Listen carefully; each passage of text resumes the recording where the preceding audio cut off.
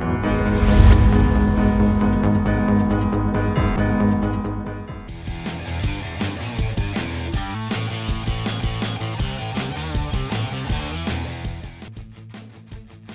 манай гарааны бизнес нэвтрүүлгийн энэ удаагийн зочноор Хуур Music Group-ийн үүсгэн байгуулагч Дүл Мандах оролцохоор ирээд байна. Сайн байна уу? Их баярлалаа. Хуур Music Group маань Apple-ийн iTunes-ийн Монголд партнер байгаа. Тэгээд өнөөдөр хөгжмийн салбар, IT-ийн салбар, ер нь стартапын талаар их сонирхолтой яриа өрнүүлэхээр бид хоёр суугаад байна. За тэгээд Дүлөө ер нь хаанаас эхлэв өнөөдрийн хүртэл юу хийв? Түүх маань их товчхон л доо 2004 онд сэрүүлэгдээд сургуулийг програмын хамжин мэргэжлэр төгсөөд NetSoft гэдэг хоёрын бас айгүй гоё шинэлэг компани байсан. Тэнд ажилд ороод маш их юм сурсан, мэдж авсан. Тэгээд сүүлдээ NetSoft компани маань G-Mobile гэдэг одоо операторыг байгуулахад оролцоод манай багийнхан тийшээгээ бүгдээрээ шилжсэн. Би болохоор нэг гадагшаа сурах төлөвлөгөөтэй байж байгаад тэр маань нэг бүтлгүй болгонгот өөрөө нэг хуваараа бизнес хийх гэж оролцсон л доо. Тэр үед яг хөглөр өөрийгөө нэлээд юм чаддаг болсон юм байна, мэддэг болсон юм байна. Чадмаар юм шиг санагдаа. Дээрэс нь яг хөглөр нэг юм хүн болгонд одоо ч гэсэн байдаг юм л да. Нэг юм салхи ирээд байгаа. Тэрийг нь алдахгүй барьж авах хэрэгтэй юм байна гэж үзээд шинэ бизнес ингээ хийж үзсэн. IT-ийн бизнес зөвлөгөө өгдөг. Тэ үйлчлэгийг нь үзүүлдэг гэл бас нэг шинэлэг маягийн юм хийх гэж үзсэн. Гэхдээ яг тэр маань нэг 2 жил гарны дараа бүтлгүүцсэн л дээ. Яагаад тэгэхээр би бол өөрөө яг цэвэр технологийн хүн байсан. Бизнес сэнтлийн мэдлэг бас аюул таараа байсан. Тэ. Дээрэс нь яг бас яг тэр юм ингээд хийхлээр Монголын маань өөрийнх нь зах зээл нь бас сайн бас бэлэн болоогүйсэн юм шиг байна л да. Харахаар яагаад тэгэхээр бид нар чинь IT-ийн улсууд чинь интернетээр айгүй их юм уншаал те тэрэндээ бас ингээд хөөрдөг л дөө. За энийг л өстө бараг хийчихвэл өстө яг шууд явах юм байна гэ те. Тэгсэн чинь нөгөөдөх зах зээл нь байхгүй. Ихэнх тухайн үед чинь одоо юу гэдгийг 7-8 онд энэ төр чинь болохоор заавал нэг IT-ийн хүн зөвлөх аав нэхээсээ илүү заавал ажилтан үр дээр авч ажилладаг те. Гадны компани захиалга хийлэхээсээ илүү ажилтан үрд авдаг ч юм уу нэг тиймэрхүү нийтлэг юм айгүй түгээмэл байсан. Тэрнээсээ болоод тэгээд бизнес маркетинг менежментийн туршлагуугаас болоод компани маань үйл ажиллагаа зогсоосон л та. Тэгээд мэдээж яг тухайн үед айгүй хэцүү байсан. Маш их юм ингээд 2 баг 3 жил хамаг амьдралаа тийш ингээд зориулсан тий. Баахан залуучуудыг өөр дээр авчираад за болно бүтнэ гэд юм ихлүүлсэн явж исэн. Тэгээд тэр маань нэг бүтлгүү маягийн болоод тэгээд айгүй хэцүү болж байгаа. Тэгээ хэсэг бодсон л да. За ер нь би яах хэвтэй юм бол тий. Тэгээд яг ингээд нэг бүтлгүүтэл дээр нэмэгдсэн нэг шалтгаан юу байгаа гэхээр инкубаторын боожигч компани байсан мэдээллийн технологи үндэсний паркийн. Яг одоо бит хоёрын сууж байгаа. Тийм яг одоо бит хоёрын ч сууж байгаа. Тэгэд айгүй сони юм нь юу гэхээр манай яг IT паркийн энэ захирлаар хурж ирээд сарын дараа шалгаруултанд манай компани унцдаг. За. Тэгээд аавд ч загнуулсан, ээж загнуулсан. Чи ингээд бизнес технологи тал нь айгүй сайн яваад байдаг. Орлого бизнес талаасаа унчихгүй. Тэгээд чи одоо ингээд юм хийчээд яагаад өлегтэй хийчихдэг юм бэ гэдээ аавд ээжтэй загнуулаад. Тэгэхээр нь яг сэтгэлээр нэлээд унж унаад дахиад нэг юм ажил дээрээ ч очихгүй те нэг бүтэн өдөр 2 өдөр ч илүү болсон. Эргүүлээд юмнуудаа бодоод яагаад би заавал захирал байх хэвтэй те.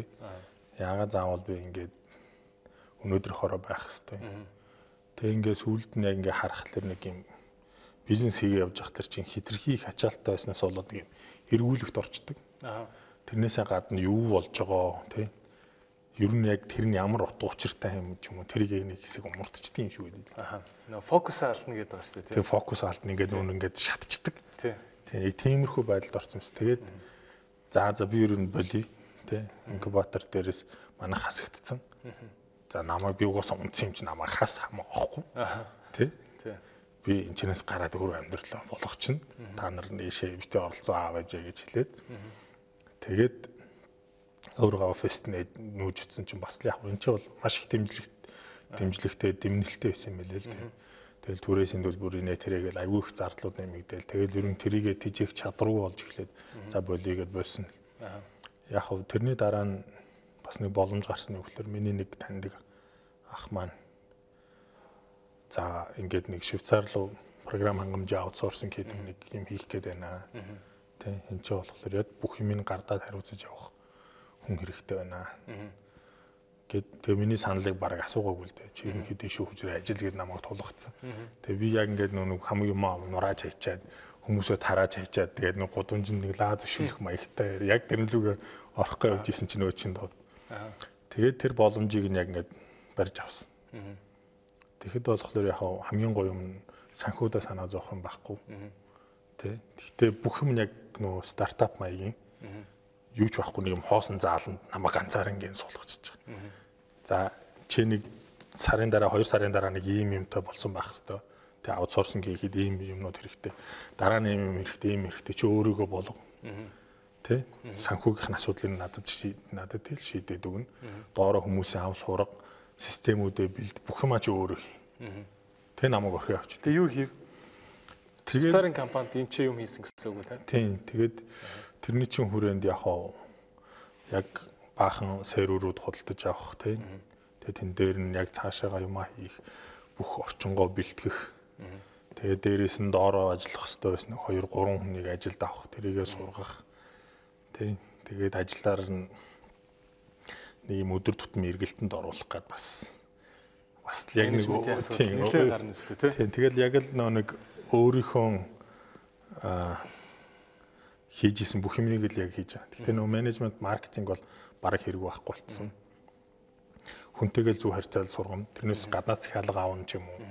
Тэр юм байхгүйгээс захиалагч нь тодорхой, ажил нь тодорхой, тий, хийх юм тодорхой, санхүү нь тодорхой. Зүгээр тэнцэнээс ороод ирсэн ажлыг л чи маш сайн айгуу чанарын өндөр түвшинд гүйцэтгэж буцаагаад. Тэгэхээр яг энэ дэр өөрөө сэтгэл зүйн хувьд яг гарааны бизнесийг яг өөрийнхөө толгой мэдээд хийх дээрээсээ ингээд тэтгэлэгтэй хийх хоёрын ялгааг бол мэдэрсэн биз дээ тий. Одоо ингээд нэг бизнес эрхэлж байгаа хүмүүсийн чинь дарамттай сард бол нэг 2 амар том сэтгэл зүйн дарамттай өдөр байгаа шүү дээ тий. 2 3 ч юм уу тий. Нэг татварын тайлан тушаад өдөр цалин тавьдаг өдрүүд чинь айгүй дарамттай шүү дээ. Яг ингээд цалин тавих болдог орлого нь орж ирээгүй ч юм уу орлого нь байхгүй жийдэг. Тэгэд аюу хэцүү. Төлбөр төлөх ёстой компани удаацсан. Эсвэл угаасаа ажил байгаагүй те маркетинг юм уу хийсэнс бол угаасаа ажил байгаагүй мөнгө байгаагүй ч юм. Тэгэд ер нь бас аюу хэцүү. Нөгөө талаасаа тэр нүг яг тэр нүг цаанаасаа санхүүжилттэй болохоор юмуд аюу зөрөгтэй хийдэг. Тэ. За би нэг юм бодож байна ингэхүүд ихүү гэл тэгэд нэг өнгөт Nokia наатаа болвол хийгээл явуулцдаг. Миний гаргаж ирсэн баг бүх санаа дэмжиж явцсан. Надад аюу сайн итгэсэн л тэ. Тэгээд тэрнийхээ ч гэсэн би нэг ерөнхийдөө итгэлийг алдаагүй. 2 жилийн дараа гэхэд 2 жил жоохон гарны дараа гэхэд надтай надгүйгээр үйл ажиллагаа нь явах хэмжээнд хүрчихсэн. Нилээн гайгүй тогтворчихсан. Дээрээс нь яг нэг гадныхантайгаа ажиллаж байгаа учраас гадныхны жоохон стандарт шаардлага руу жоохон төгсчихсэн. Байсан учраас тэгээд за нэг 2 жил жоохон гарна ажиллаж байгаад ер нь хөөрхөн ахаад юм хийгээд үзүүл яасан ингээ. Ахаа зэрэгсэн. Тийм нэг тийм. Тэгээд хуур эхлэв те. Тийм тэгээд нэг хуур гэдэг хөгжмийн бизнес хийж үзсэн. За яагаад хөгжмийн салбар руу орчих вэ? Гэхдээ яг нэг яг бизнес эрхэлж байгаа хүмүүст нөө бизнес эхэлдэг нэг хамгийн том чухал шалтгаан юу гэхээр өөрт нь хэрэгцээтэй байгаа юм зах зээл дээр байхгүй болохоор тэрийг ер нь ингээ харж байгаад өнийг чинь бизнес болгож болох юм ба штэ гэд хэлдэг юм шиг байна. Миний хувьд яасан бэ гэхээр интернетээр нэг дууны үг хайж үзсэн. За. Олддгүй. За. Тэгээд ингээ харах дээр нэг 10 20 дууны үгтэй блогууд байдаг. Тэ. Тэгээд ерөөсөө Монголын хөгжмийн салбарын тухай нэгдсэн мэдээлэлтэй нэг цагт байгаагүй. Тэгэхээр би гайхгүй. Яагаад өнөөдөр хүртэл Монголд байдгүй юм гээд. Тэгээд оны тухай ярьж байна. Тэр чи одоо 2000 одоо юу юм тэр чи 11 он юм уу те. Үгүй 12 он. За. Биш 12 онд 3 жилийн өмнө гэсэн үг шүү дээ. Тэгээд ер нь яагаад юм байж болдгүй юм. Энийг суугаа хийгээд үзийгээд нэг зураг гаргаа суусан чинь яг код мод ч юм уу тэр нэг жижиг ажлыг нь хийхэд нэг 7 хоногийн л ажил байсан л та. Тэгэхээр хамгийн хэцүү юм дизайн байсан. Надад дизайны мэдрэмж байхгүй хийж чаддгүй. Тэгээд нэг яаж хийх ёстой юм болгийг ингээс уудсан чинь миний нэг таньдаг дүүнэр орж ирээд. Тэгэл нөө зөвлөгөө авдаг. Байсаж чал орж ирэл технологийн зөвлөгөө авдаг. Нөгөөдөл маань нэг өдөр гинт оржсэн. Нэг бүгдээрээ нэг хамтраад нэг юм хийчих юм шүү. Юу ч байсан яах вэ? Та нэг энийг хийгээл ингэж хийгээл хэлж. Тэгэл хийчихийгээд нөгөө мэдж ороод ирсэн. Тэгэхээр нэг ийм хөгжмийн сайт байж болох юм шиг байна тийм. Гэхдээ хэр ирээдүйтэй хэр явах юм? Ороод хөгжим сонсдог сайт. Ер нь бол тим байж болох юм байна гэдгийг ерөнхийд нь харцсан. Гэхдээ яг хөглөр тэрийг хийхлээр яагаад өнөөдөр хүртэл хийгээгүй, хин ч хийгээгүй. Яагаад одоо байдгүй, тэрийг нь судалж үзээгүй. Тэг гайхсан байхгүй. Тэгээд нөгөө стартап дээр яг тухайн үед номон дээрээс юу уншижсэн бэ гэхээр MVP гэдэг ойлголт байдаг.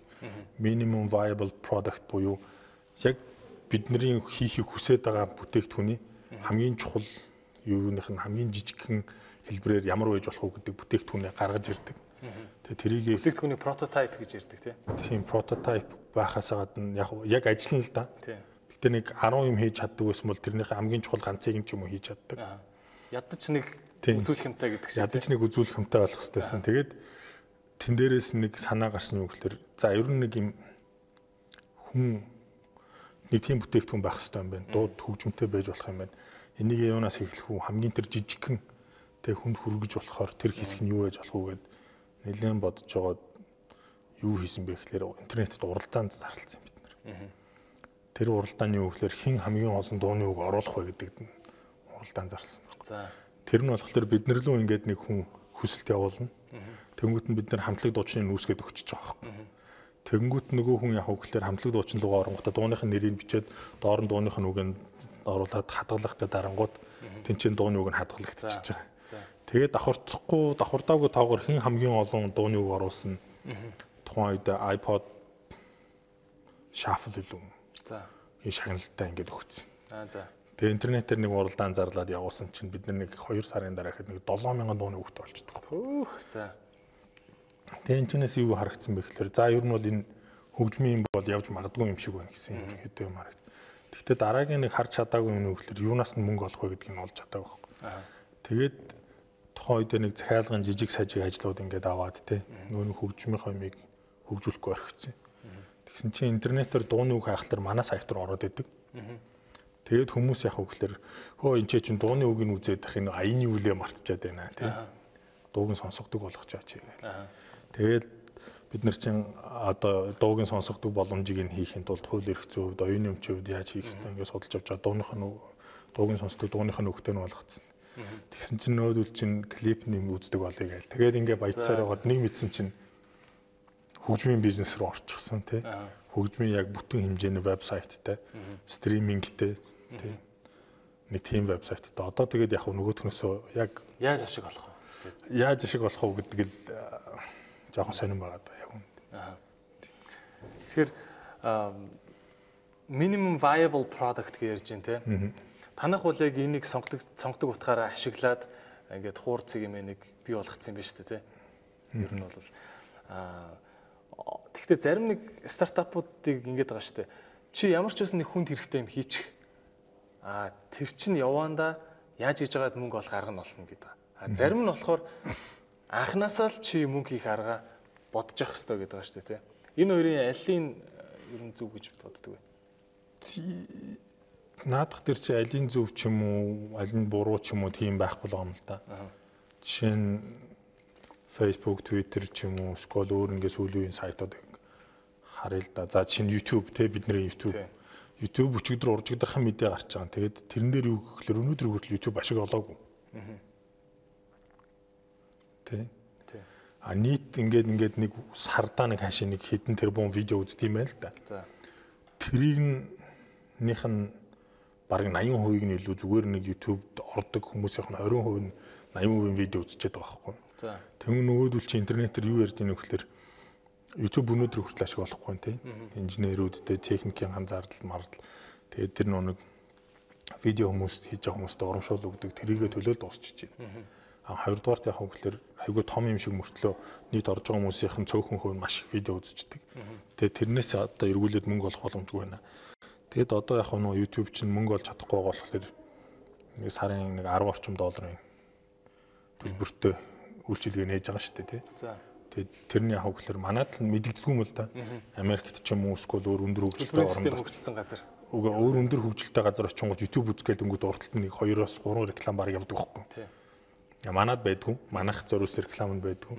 Тэнгүүд яг нэг 10 орчим доллар төлөнгүүд заавал интернетгүй байхдаа клип үздэг болох боломжтой болчихж байгаа юм тий. Ямар ч рекламгүйгээр үзэх боломжтой болчихж байгаа гэх мэтлэнгээр байж байгаа байхгүй. Тэгэхээр миний хувьд болохоор нөө хуур эмэн дээр хуур гэдэг хөгжмийн сайтн дээр яг энийг л явуулсан л да. За энийг нэг хүнд хэрэгтэй юм байна. Хийгээд үзье. Мөнгө олох боломж нь дараа нь нэг ямар нэгэн байдлаар олдох байх гэж бодоод явуулсан баг. Маш олон юмнууд дээр яг нь бизнес эхлүүлж явахдаа эхлээд нэг хэрэглэгчээ олчих. Тэ эхнийхээ захиалгыг олчих. Их тэрэндээ санаагаа зарчих гэдэг байгаа байхгүй юу? Ер нь бол тэгээ тэнцэнээс мөнгөний авчингуудаа бүтээгдэхүүнүүдэд хөгжүүлээд тэгээд буцаагаад өгчих ч юм уу. Тиймэрхүү зөвлөгөөнүүд маш их байдаг. Америкийн жишээн дээрээс харахаар нийгэм ажиглагдаад байгаа нь юу гэхээр хөрөнгө оруулагч аягүй амархан олддог. Гэхдээ хөрөнгө оруулахдаа юуг нь сонгож аваад байна вэ гэхээр энэний бүтээгдэхүүн хэрэгтэй юм байна гэд хөрөнгө оруулангуудаа өөрхөн энэ компани хийж байгаа бүтээгдэхүүнүүдийг өөрийнхөө хөрөнгө оруулсан бус компаниудаа хэрэглүүлж байгаа. Тийм. Тэгэнгүүт яг хөглөр нэг компани чинь хөрөнгө оруулагч олохоосоо гадна бас хэрэглэгчтэй болчихж байгаа. Тийм. Тэгэнгүүт яг хөглөр анхны нэг hypothesis гэж нэрлэдэг юм л да таамаг. Тэг яг ийм асуудлыг ингэж ийм аргаар ингэж шийдвэл болох юм шиг байна гэсэн таамаг нь үнэн бэ үгүй юу гэдгийг тэр хөрөнгө оруулагчаар дамжуулаад тэрний хөрөнгө оруулсан ногоо компаниудаар нь туршиж байна. Дамжуулаад тэнцэнэ туршаад амжилттай болж ивэл тэр ахаа цаашаа ингээд тараа явчихдаг юм шүү. За миний бас нэг сонирхож байгаа юм нэхэр Apple бол одоо дэлхийн хамгийн том компани баг болж байна уу те? Тийм. Тэгээд Apple-та танай компани ингээд партнерлж байна. Энэ партнер болох үйл явц яаж өрнөө одоо хичнээн имэйл бичив, хэр удаан хөөцөлтөв, ямар процессор явдгийг. Яг Apple-та одоо яг Apple-та Монголын хувьд болохоор шууд гэрээ хийх баг ер нь бол боломжгүй л те. Яг хөөхлөөр нөө Apple-та яг ингээд гэрээ байгуулсан маш олон компаниудыг дэлхий дээр тэр партнер нарыг дамжуулж манайх юмаа гаргаж байгаа байхгүй. Тэгэхээр бид нэр дээр одоо нүг юу байсан бэ гэхээр хамгийн хэцүү юм нь тэр маш олон компаниудаас хамгийн зөвийг нь сонгох. Тэ дээрэс нь монголчуудаа хамгийн ашигтай боломжийг нь сонгох. Хамгийн хямд үн авах гэх мэтлэнгээр тэр нь аюу хэцүү байсан. Хамгийн наазахын жишээ нь юу гэхээр тэнцэнэс чи нэг дуугаа $1 орчмоор заргахад Apple 30% нь авчин тэ. 33 центийн ч юм авчиж байгаа. Тэгэнгүүт нь зарим нэг компаниуд нь болохоор чинь ахаад Apple 30% нь авчаад тах дахиад бид нэр 50% нь авна гэж байгаа байхгүй. Тэгэхээр чинь бид нэр цаана юу гэдгийг 20% үлдэж шүү дээ. Тэгэнгүүт чинь тэгээд энэ дээрээс манайх үйлчилгээний хөлсийг аваад уран бүтээлчтэй хийдэрх үгээ бодглохлоор аюу хэцүү байхгүй. Тэгэхээр яг хөөхлөөр тэр нэг айгүй олон том компаниудын маркетингийн боломж нь юу юм, өшөө техникийн боломж нь юу юм, тэгээ бизнесийн боломж нь юу юм, хувь шимтгэл нь юу юм, нэг удаагийн төлбөр нь хэдийн, бизнес загвар нь ямар юм гэх мэтлэнгээр нэлээд олон компаниудаас судалгаа хийж бид нэр яг хөөхлөөр түншээ сонгоод. Одоо ямар түншээр дамжиж манай Монголын одоо дуучлалын дуу тавьж байгаа. Ерөнхийдөө нэлээд сайн компани байгаа. Хувь шимтгэлийн хувьд ч гэсэн ер нь том боломжийн. Бидний хувьд яг одоо тооцоогоор болохоор чи нэг 55-аас 60% нь орлогын 55-аас 60% нь яг уран бүтээлчд очих боломжтой болчихж байгаа байхгүй. Энэ бол болохоор чинь яхаа нүг бусад зарим нэг компанитай бид нар түншилсэн байсан бол тэр чинь болохоор чинь нэг Apple-ийн 30% оролцуулаад бараг 55-аас 60% нь уран бүтээлчд очно гэдэг бол айгүй дажгүй санал болгож байгаа юм л да. Тэгэд бидний нүг дараагийн бас нэг таамаг нь ахаал таамаг дэвшүүлж байгаа юм л да. Яагаад iTunes дээр өнөөдөр Монгол уран бүтээлчид бараг дуугаа гаргахгүй байна гэд ингэнгүүт судалгаагаар үзэж ангуут чинь яг нэг уран бүтээлч яадын гэхлээр чинь тэр олон компанитай судалгаа хийгээд харилцаад өөртөө хөнгөлөлтөө нөхцөл авахд аюу хэцүү. А хоёрдугаар асуудал нь гадныхан яг хөглөөр компанитай харилцааг хүсдэг. Тэгээ дээрэс нь нөгөө компанида ямархуу хөнгөлөлтөө нөхцөл нь ямар нөхцөлд үүсдэг вэ гэхээр маш олон уран бүтээлчийг төлөөлж байгаа тохиолдолд маш хөнгөлөлтөө нөхцөл өгч байгаа. Та нар ядаж 1000 дууны сантаа тий бол эдэн хөв 2000 дууны сантаа бол тэдэн бөөнөр зарна гэдэг шиг юм байна шүү дээ. Тэгэд 10,000 дууны сантаа бол тэдэн хөв гэдэг тий. Гэх мэтлэнгээр ингээд хувь нь ингээд багасаад явдаг. Тэнгүүд яг тэр нь болохоор манай хамтлаг хувь уран бүтээлчид маань iTunes дээр гарах маш том хаалт нь болж исэн юм шүү. Тэгээд одоо ингээд гаргаад эхэлчихэнгүүт бид нар дээрээс одоо ямар тоо анзаарэгдэж байна вэ гэхээр хүн бол монголчууд хуучин болохоор iTunes дээр ороод монгол дуу баг байхгүй. Тэ байсан ганц болд ч юм уу ганц нэг уран бүтээлчд байгаа гэж ойлгодог байсан бол одоо ерөнхийдөө хэдэн хамтлаг дуучид байна iTunes дээр? Манайхаар дамжаад баг 2000-аад дуу гарч ийн үү да. Тийм гарцсан байна. Тэр чинь нэг 250 160 цомог гарсан гэсэн надад тоос үйл хэлж ийсэн л да. Тэгэхээр одоо энэ чинээс монголчуудын нэг хандлага өөрчлөгдөж байгаа. Тий Twitter дээр ингээ байж харж ангууд цомог гарлаа гингүүд iTunes дээр гарна үсттэй iTunes дээрээс татаж авч болно үсттэй гэж хүмүүс асуудаг болчихж байгаа байхгүй. Hi-Fi-аас авах уу гэж асуухгүй байна. Тий ерөнхийдөө цомог гарлаа гингүүд нөгөөдөл нь iTunes дээр ордог.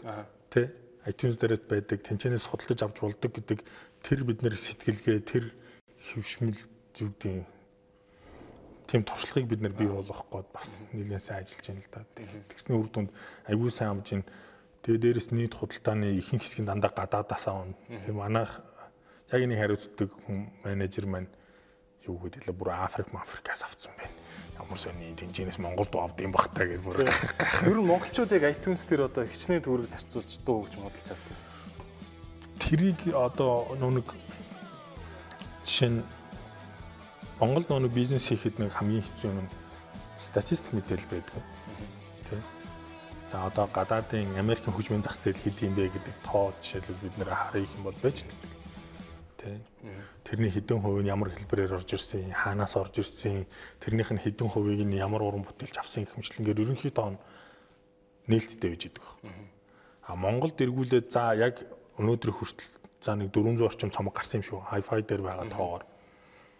Тэгээд яг нэг цомог нь хэд борлогдож ийсэн. Тэ? Ингээд үзэхлээр тоо байхгүй. А тэгвэл бидний нэг харж байгаа нэг юм нь юу гэхээр дандаа нэг одоо нэг оюуны юм чинь хулгайчд тэ. Ерөнхийдөө ингээд хөгжмийн бүтээлийн өрмийг хамж авдаг. Тэгээд тэр нь бид нар ерөнхийдөө сурчсан. Тэ уран бүтээлчид маань тэ үнэгээ авах хэрэгтэй гэж бодсон. Уран бүтээлчид маань ч гэсэн тэрний эсрэг тэмцсэн ч гэсэн дийлж чаддгүй юм байна гэдэг нэг ойлгочихсон. Тийм үү. А зарим хэрэглэгчд болохоор мөнгөө төлж аваад байгаа байхгүй. Одоо жишээ нь Тэдигийн гадаа ч юм уу ингээд явж хахад ахаа энэ ориг сид штэ гэд надад зарах гээд байгаа байхгүй. Тэ? Тэгээ дотор ингээ үзэнгүүт чинь хулгайн юм байгаа байхгүй. Тэнгүү тэр хүн ингээд CD зарчингууд тэнцэнээс нэг ч төгрөг нь уран бүтээлчтэй очихгүй гэж бодглоор чинь уран бүтээлч нь хохироод өөр нэг хүн тэнцэнээс үрмийг аваад ингээд яваад байгаа байхгүй. Тэгэхээр бидний одоо нүү дараагийн ахаад нэг хийх гээд байгаа бодоод байгаа ажил болохоор яаж энэ юу гэдгийг хулгайн хэрэглийг айл болох багасгах уу? Тэ яаж албан ёсны хорон оруулах уу? Яаж уран бүтээлчтэй илүү үр шимийг хүртээх үү? Гэдэг дээр ерөнхийдөө бас аюу сайн бодоод төлөвлөөд юмнууд хийгээд явж ийн л да. Яг хуу хөгжмийн салбар маань өөрөө аюу удаан хөгжсөн юм билээ л дээ. Дэлхийн нийт чиг хандлагаар нь харахад тэгээд одоо л ерөнхийдөө яг хөө гэхээр технологитой тэ нийлүүлээд интернетээр яаж хөгжмөөс мөнгө олох уу? Яаж энийг ингэж нэг сувг болох уу гэдэг юм сүүлийн хэдэн жил жоох ингээл нэг загвар болохгүй явж байгаа. Одоо ч гэсэн ер нь бол ингээл iTunes ч гэсэн бас загвараа бүрэн олоогүй л байгаа юм шүү дээ, тий? Гэхдээ iTunes бол одоо юу гэдгийг iTunes-ээс өмнө ямар байсан гэдэг Монголд гэж бодъё л. iTunes Монголд гэж бодъё, тий? Америкт бол яг хуу хэлбэрээ олцсон баг л та. Тийм. Нэг технологийн өөрчлөлтөөр нэг хамгийн гоё юм нь юу гарсан бэ гэхээр компьютер үүсчлээ. Компьютер дотор файл хадгалах боломжтой болчлоо. Тэгвэл MP3 гарахгүй. Тэг MP3-аар чинь дууга маш жижиг хэмжээтэй болонгууд хадгалах боломж үүсчдэг. Тэгтэл яг хөө гэхээр Энэчнээс юу ганц л юм гарсан байна. Дуу бүтээгчид, уран бүтээлчид нь ерөөсөө MP3-оор дуугаа хэрэглэгчтэй зараагүй байхгүй. Хүргээгүй, тэр сувг нээгээгүй. Тэгсэн чинь хэрэглэгчид яг хөглөр CD-г нь аваад MP3 болгонгуудаа интернетээр тараагаад байдаг. Тэ. Тэрнчнээс нь юу харагдж ийнэ гэхээр хэрэглэн байгаад байдаг мөртлөө яг албан ёсны нийлүүлэлт нь байхгүй байна. Тэгэхээр төрүүлээд нэг хулгай нь хөгжчихөд байна. Төрүүлээ хулгай нь хөгжчихөд тэгээд тэр хулгааны чанаараас iTunes гарч ирсэн шүү дээ. Тэ. iTunes болохоор тэнцэнээс чинь хулгаан дээрээс маш том юу судалгаа олоод авсан байсан. Яагаад тэгэхээр хүмүүст бол интернетээр дуу хэрэглэх боломж нь байгаа юм байна. Сонирхол нь байгаа юм байна, хэрэгцээ нь байгаа юм байна. Маш том зах зээл байгаа юм байна гэдэг тийм үү.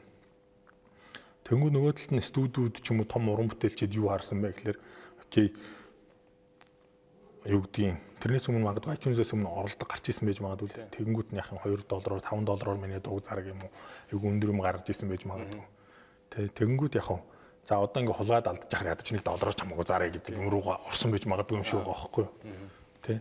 Тэгээд $1 болоод хүн чинь яхан вөхлөр ашиглахад амархан албан ёсны хэрэгтэй тий. Тэгээ боломжийн үнэтэй авахлаар тэр суг руугаа айгүй хурдан шилждэг юм байна л да. Тэгэнгүүт iTunes маш хурдан гарч ирээд тэр нөгөө хулгаанууд нь баг бүгдээрээ байхгүй болсон байна. Хөгжмийн зах зээл дээр. Тэгэхээр бид нар бас яг иймэрхүү боломж нь Монголд байх боломж нь юу байна? Тэрийг нь бас хараад судлаад явж байгаа л та. За тэгэхээр хөгжмийн зах зээл бол айгүй сонирхолтой ингээд хувьсаал явж байгаа юм байна те. Тэгэхээр маркет одоо зах зээл гэдэг чинь өөрөө бас өөрийнхөө шинжийг өөрчлөлт яваад байгаа шүү дээ те. Энд дэр өөртөө чинь түрүүн коридорт ярьж байхад нэг өргөгийн аппликейшн дээр их сонин жишээ гарч ирсэн. Энийг нэг тайлбарлаж өгөөч. Тийм. Яг ямар маркет өөрчлөлт гарсан юм? Тэр яхаа өгөхлөр нөө стартап ч юм уу шинэ бизнес эхэлж байхдаа таамаг гаргах хэрэгтэй болчдөг. Тэ. За ийм юм хийж болох уу болохгүй юу гэдэг тэ. Тэгэнгүүтээ яагаад энэ өнөөдөр хүртэл болохгүй байгаа юм бэ хийгдээгүй юм бэ гэдэг бас нэг таамагуудыг гаргаж ирэх хэрэгтэй болчдөг. Тэгэнгүүт нэг 2 жил гарны 2 жил хагасан юм манайх нөгөө өргөө кино театрын вебсайтыг шинжлэх боломж гарахгүй. Тэгтэн бид нэр веб дээр гар утасны хувилбар хийцэн. Тэнгүүтээ нэг үнийн санал арай жоохон өндөр болгоцсон. Тэгсэн чинь тухайн захирал нь гар утсаар хардаг веб шүү дээ. Тийм гар утсаар хардаг. Ингээ гар утсаар үзэхлээр яг ингээл гар утасны дэлгэцэнд тааруулаад бүх юм аягүй гоё харагддаг, ажилдаг. Тийм мэдээлэл авахд аягүй амар. Mobile web тийм mobile web. Компьютераас орохлоор компьютер дээр зориулсан юм том нь гарч ирдэг. Тэгсэн чинь яг хав тухайд захирал нь тэгжсэн. Дөлдөө гар утасны хөлбөрийг хасаа ичхаа. Тэг үнэ бууруул гэдгийгсэн баг. Тэгэд нэг судалгаа хийсэн чинь яг үгээр өргөөгийн тухайн үед вебсайт руу ордог хүмүүсийн нэг 10 хүрхгүй нь гар утаснаас ордог гэсэн юм гарч ирдэг. Нүн ингээ веб руу хандж байгаа хүмүүсийн. Тэгэнгүү тэнцэнээс нэг таамаг гарч төвшүүлж байгаа. За яагаад гар утаснаас ашиглахгүй вэ? Тэ. Гар утасны тоо цөөхөн байна уу? Эсвэл угаасаа гар утсаар орохлоор нэг ингээд юм мэдээлэл нь багтаж харагдахгүй. Тэгэл ингээл томруулаад жижигрүүлэл аюу хэцүү үздэг байсан байхгүй. Энээс болоод хүмүүс хэрэглэхгүй байна уу? Гэт тэнгуүтэ за ерөөсөө бүтнээр гар утасны хөлбөрийг зарах хэрэгтэй юм байна. Тэгээд энэ хоёр таамагийн аль нь бол би үзэх хэрэгтэй юм байна гэд. Тэгээ шахсаар байгаа дахиад жоох үнэ болгоод өгсөн л дөө. Тэгээд тэгсэн чинь хамгийн сонирхолтой нь юу байсан бэ гэхээр жил хагасны дараа өргөөгийн вебсайтыг үзэж байгаа хүмүүсийн 50 гаруй хувь нь гар утаснаас ордог. 40% өссөн юм тий.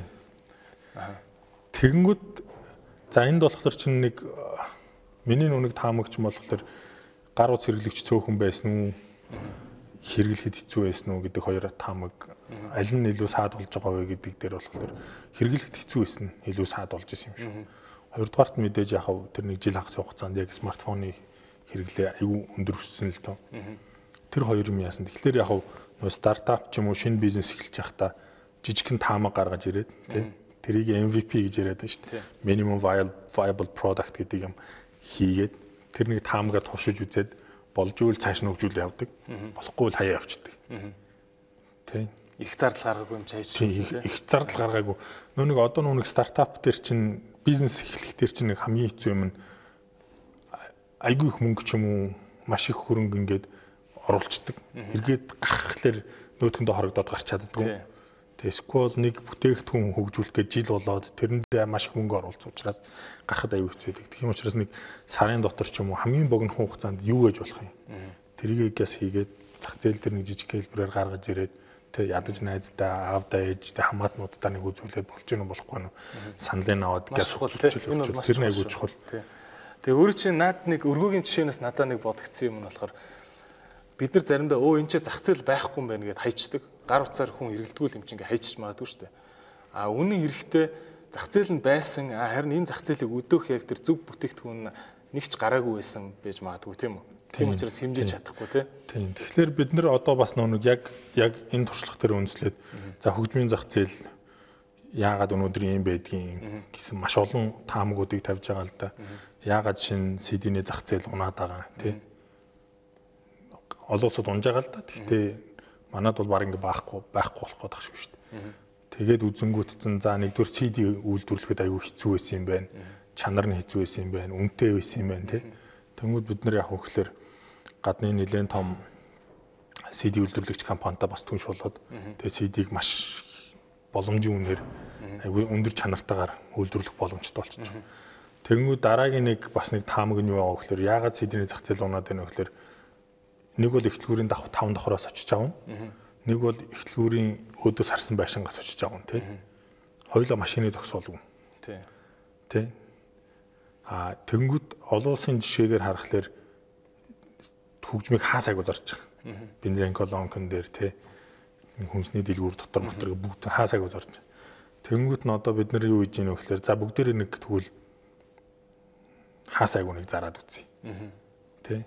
Үнэхээр CD авах нь уу тий? Авах нь. Бид нар ингээд айгүй олон судалгааны ангууд чинь 310 мянган машин байгаа байхгүй Улаанбаатар. Бүгдээрээ CD тоглоулагчтай. Зах дээр CD хувлаад ингээд зараад хүмүүс мөнгө олоод байна. TD-ийн гадаа зараад мөнгө олоод байдаг. Тэгтэл уран бүтээлч мөнгө олохгүй байхгүй. Албан ёсны хэрэглээ нь байхгүй. Тэгэхээр энэ ч нэ бид нар зах гардгүй хүн байж болно. TD-г урдуур явдаг хүн байж болно тий. Тэр хүмүүс дэлгүүр орохтлоор л зүгээр CD-г аван гарчдаг үйл яасан ингээд. Тэгээ бид нар 3 сарын эхний хагас барыг хийчих баг. Улаанбаатар хотод нэг 5 цэг нээж байгаа. CD худалдаж авч болдог. Тэгээд iTunes яагаад баг хэрэглээтэй байд юм бэ гэхээр iTunes гэхэлэр болтол байдаг өөр бусд нь байхгүй гэдэг ойлголттой байсан бол бид нэр бүгдэнд нь нээж өгөөд аюул олон гарангууд одоо чиг хандлагын хөвлөр цомог гаргалаа гэх юм өнгөч iTunes дээр орж л байгаа үстэй гэдэг асуулт болж байгаа байхгүй. Тэгэхээр ингээд нэг таамаг гаргаж ирээд тэрийгэ батлаад эсвэл одоо юу гэдэг нь стартапууд ч юм уу шинэ бизнес эхэлж байхад бас нэг хамгийн чухал юм нь юу гэхээр таамаг гаргаж ирээд тэрэндээ айгүй хурдан реакц өгөх шийдвэр гаргах хэрэгтэй юм шиг байна. Тэ? Шийдвэр гаргахгүй удна гэдэг чинь айгүй хэцүү. Хамгийн буруу юм гэдэг байгаа байхгүй. Шийдвэрийг хурдан гаргаад алдаатай үйл засаад зөв байвал үргэлжлүүлээд явах хэрэгтэй. Шийдвэр гаргахгүй байх нь болохоор буруу шийдвэр гаргахаас илүү хортой. Тэгэхээр нэг газ нэг юмаа туршиж үзэл болж ивэл үргэлжлүүлэл болохгүй л хаяал болж ивэл үзэл болохгүй л хаяал гэж газ динамиктай маш юм ээж айл гээд ирээд байна шүү дээ. Айгүй хурдтай байх хэрэгтэй юм шүү. За ингээд манай нэвтрүүлгийн цаг үгээр дуусч байна. Тэгээд уг нь уламжлалаараа бол хамгийн сүүлд стартапуудад зориулж нэг зөвлөгөө асуудаг байхгүй. Гэхдээ надад бол яг наад зөвлөгөө чи их таалагдчихлаа. Шийдвэр гаргахгүй удах нь буруу гаргахаасаа илүү ба хортой гэж болно тий. Тэгээд оролцож байгаад баярлалаа. Энэ хүү зөвлөгөөг манай стартапууд хэрэгжүүлэх байх гэж найдаж байна. Тий. За одоо манай дараагийн үргэлжлэл бол YouTube дээр нэмэгдээд 15 минут явна. За тэгээд нэвтрүүлэг өндөрлөчихөө.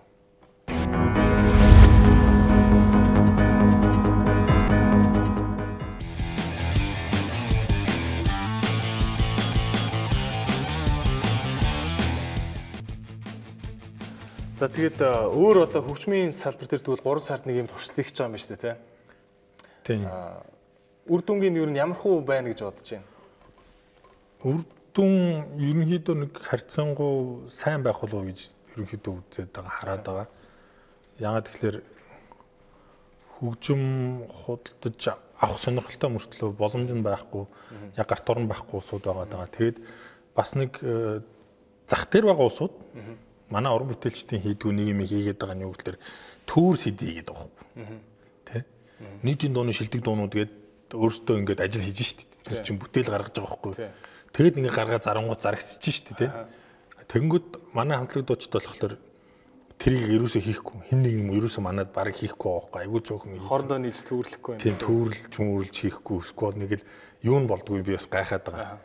Тэгээд дээрэс нь яг цомог гаргахлаар өндөр зардалтай учраас дээрэс нь одоо юу гэдгийг цөөхөн зарагдах учраас гээд нөхдүүд CD бараг хийхгүй тийшээ ерөнхийдөө хандаад байгаа л да. Тэгтэл яг хөөхлөөр CD гаргахгүй болохоор чинь зах дээр байгаа ч юм уу өөр нь хулгай хийж байгаа хүмүүсүүд чинь CD олгол гаргаад байгаа байхгүй. Тэгэхээр аваал энэ гэсэн үг. Тэг аваал байгаа. Аюу олон хүмүүс болохоор би энэ тим нэртэй CD гаргаагүй ш. Тим нэртэй CD зах дээр байдсан юм байл ш. Тэгээд ярьж идэг байхгүй. Тэгэхээр тэднийг болохоор ерөөсөө миний хувьд бол огт буруутгахгүй байгаа. Яагаад тэгэхээр бид нэр ч юм уу аль бие усаар заавал хийх ёстой хүмүүс нь ажиллаа хийхгүй байгаа. Тэгэхээр тэнцээний хөдөлмөрийн зах зээл, хөдөлмөрийн хэрэгцээ үүсэж шít тэ. Тэрийг тэнцээний хүмүүс хангаж байгаа байхгүй. Зөв байхгүй тэр чинь. Хэрэгцээг нь хангаж байгаа тийм. Нэг бодлын. Тийм. Тэгээд нүг бас зөвтгöd байгаа нэг шалтгаан юу вэ гэхээр Tim O'Reilly гэдэг тийм. Одоо Silicon Valley-гийн бас нэг амар том visionary хүн байгаа шүү дээ. Тэрний нэг номон дээрээс би нэг үг уншиж ирсэн. Тэр болохоор бас яг миний яг зүрхний сэтгэлийн үг болчиход байгаа. Тэр үг гэхээр оюуны өмчтэй өмчийн хулгайтай тэмцэх хамгийн сайн арга бол тэр оюуны өмчийг хэрэглэхэд хялбар байлга, хэрэглэхэд боломжийн үнэтэй байлга. Ингэж чадаагүй бол хизээч оюуны өмчийн хулгай зогсохгүй шүү гэдэг. Тэ. Үнэн л бах та тий бодвол. Тэгэнгүүт яг би өөрийгөө яг ингээ харангуут чинь өмнө нь яхаа нэг өргөө дээр Америк гоё кинонууд гартгүй байхад тий кино театр байхгүй байхад бид нар яадаг вэ? Интернетээр л үздэг гэсэн шүү дээ. Хулгааны яаж иж байгаа л хулгаалал үздэг гэсэн шүү дээ. Тэгвэл өргөөд ингээл гараал тий тэнгист гараал албан ёсоор гараал гэхлэнгүүд бүгдээрээ тэрийг үздэг болчих. Тий. Тэгэл телевизийн шоунууд ч юм уу. Тэгэхээр Монголын хөгжмийн салбарч гэсэн ийм үзэгдэл гарна л гэсэн үг тийм. Ерөнхийдөө яг гарахын үед бол гарна.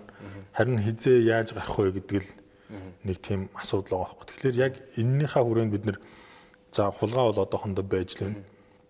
Тэднүүсийг магадгүй яг хууль ёсных руу чиглүүлэхэд нь бид нэр уран бүтээлчд маань туслах хэрэгтэй тийм. Тэднүүсээ чинь нэг за одоо өнөөдрөөс та нар болж юм уу тэгэл шууд хааж болохгүй шүү дээ. Тэгэхээр тэрийг нь цааш нь өргөжлүүлэх боломжууд, сонгон шал оруулалтаа ч юм уу дахиад өргөжлүүлэх боломжуудыг бид нар бас гаргаж өгөх хэрэгтэй юм шиг байна л да. Тэгэхгүй болохоор ингээл наа чи миний юм наатаа ингээ бол даа гэд хэрэгэлдээд ирэхлээр дээр манайхны нэг алдаан тэр байгаа да. Энд ч байгаа нэг 5 төгрөг байдаг тий. Тэрийг хоёлаа хувааж аваад 3-2 орн ч юм уу хуваагаад авахын хооронд хэрэлж байгаа бүр 5 төгрөг бүр байхгүй л гайчдаг. Нэг тийм нэг манайхны нэг юм асуудал байгаа. Тэгэхээр тэгчлгүүхэн шиг тэр салбараа аль болох хууль зүйн яг зөв юм руу яаж шилжүүлэх вэ гэдэг дээр л бас ихаад нэг жоохон бодлого бодох хэрэгтэй. Төлөө тэгээд ер нь их барууны Silicon Valley-гийн аваргуудын юм их уншдаг юм шиг байна те. Ойрд гой ном юу уншив яг зүрхэнд ингээд үлдсэн гой зөвлөмжүүд юу байна? Нэг 2-3-ыг хуваалцаач.